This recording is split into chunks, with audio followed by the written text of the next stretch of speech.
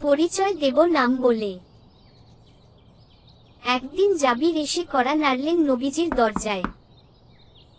নবীজি বললেন, কে? জাবির বললেন, আমি।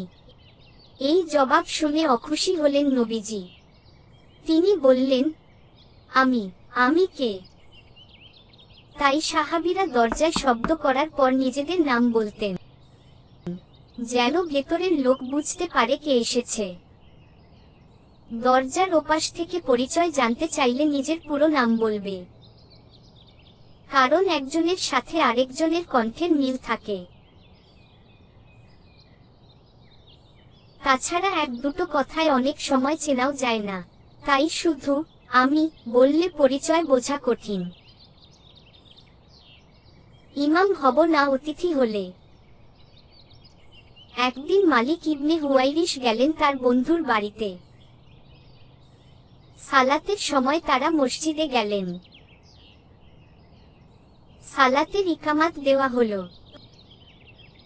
তখন মুসল্লিরা ইমামতি করতে বললেন মালিককে।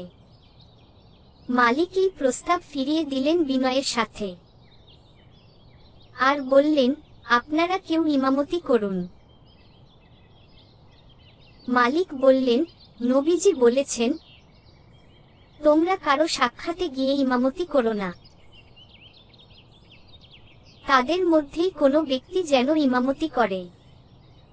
তাই কোথাও বেড়াতে গিয়ে নিজ থেকে ইমামতি করবে না। আলোচনাটি সহিহ বুখারী এবং আবু দাউদের হাদিস অনুসারে সাজানো হয়েছে।